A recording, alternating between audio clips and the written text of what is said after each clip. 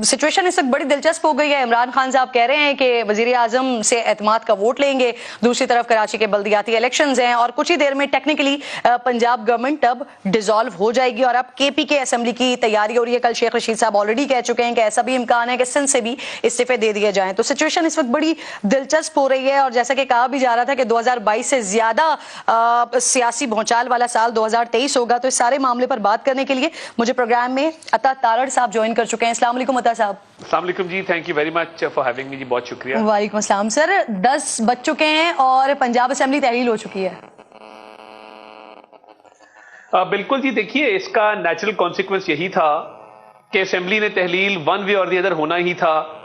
और असेंबली की तहलील जो है उसके लिए हम ज़हनी तौर पे तैयार भी थे और जो पार्टी के 2 दिन में इजलास हुए हैं उसमें इलेक्शन की भरपूर तैयारी करने का फैसला किया गया है कि पार्लिमानी बोर्ड तश्कील दिए जाएं और इलेक्शन के लिए पार्टी को मजीद मुनज़्ज़म किया जाए, मुतहर्रिक उम्मीदवारों की शॉर्ट लिस्टिंग की जाए और पार्टी जो है वो मुकम्मल तौर पे इलेक्शन मोड में चली गई है। और असेंबलियों की तहलील से एक फायदा हमें जरूर हुआ है कि परवेज इलाही साहब जो अरबों रुपए के फंड कॉन्स्टिट्यूएंसीज में अपने उम्मीदवारों को दे रहे थे, नौकरियां बांट रहे थे, ट्रांसफर पोस्टिंग का एक निजाम था, अपने उम्मीदवारों को मनपसंद उनकी जो ख्वाहिशात हैं उनको पूरा कर रहे थे जी। उसको स्टॉप लगा है।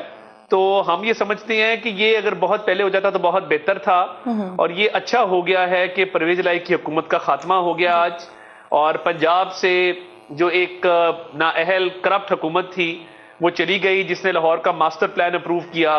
जिसने बैड गवर्नेंस की इंतहा कर दी कि इमरान खान साहब कहने पे मजबूर हो गए कि पीटीआई की साख मुतासिर हो रही है क्योंकि ये करप्ट गवर्नमेंट है। हाँ। तो उन्होंने जिस तरीके से सूबे को चलाया मैं समझता हूँ अफसोसनाक है, सियासी तौर पे उसका उनको नुकसान होगा क्योंकि उनका मुकाबला शहबाज शरीफ साहब के उन 10 सालों से है जिसमें स्कूल, कॉलेज, यूनिवर्सिटियां, अस्पताल, सड़कें बनी और उन्होंने एक तरक्याती मंसूबों को अपने अरूज पे पहुंचाया। तो मैं ये समझता हूँ कि ये बिल्कुल एक अच्छा हो गया है कि लेकिन ये वाली सारी सिचुएशन तो फिर आप लोगों को उस वक्त भी मालूम होनी चाहिए थी ना जिस वक्त आप लोग कोशिश कर रहे थे और ऐसा महसूस हो रहा था क्योंकि लास्ट टाइम तक आप लोग बड़े कॉन्फिडेंट थे कि एतमाद का नंबर पूरा नहीं कर सकेंगे वजीर आला, लेकिन उन्होंने अपना नंबर भी पूरा किया और अब तहलील भी हो गई आज पंजाब असेंबली, अब केपीके की भी बारी है। तो अगर ये दोनों असेंबलियां एक साथ तहलील हो रही हैं तो क्या हुकूमत इस बात पर कन्विंस हो गई है कि दोनों असेंबलियों का, पंजाब का और केपीके का, अप्रैल में इलेक्शन करवा लें? देखिए पार्टी में 2 आरा थी पंजाब असेंबली को लेके। राना सनाउल्लाह साहब इस बात के हामी थे और बरमला उन्होंने इजहार किया कि अगर ये तोड़ते हैं इनको तोड़ देनी चाहिए, हमें कोई तरीके से एतमाद जमा नहीं करानी चाहिए, कोई एतमाद के वोट का नहीं कहना चाहिए और क्योंकि ये टूटेगी तो फायदा हमारा है। देखिए पंजाब में हम पहले ही ऑपोजिशन में थे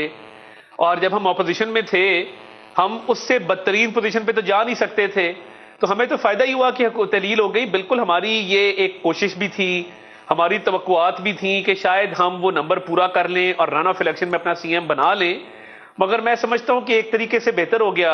कि उस मरहले से बच गए और ये इन्होंने खुद ही अपनी हुकूमत तहलील कर दी। तो हम तो वक्त पे जो भी आईनी मुद्दत है उसके तहत इलेक्शंस के लिए ना सिर्फ तैयार हैं बल्कि अब पूरी तरह इलेक्शन मोड में जाने लगे हैं और इलेक्शन के हवाले से अपनी पार्टी को आपने कहा इलेक्शन मोड में चले गए हैं हम।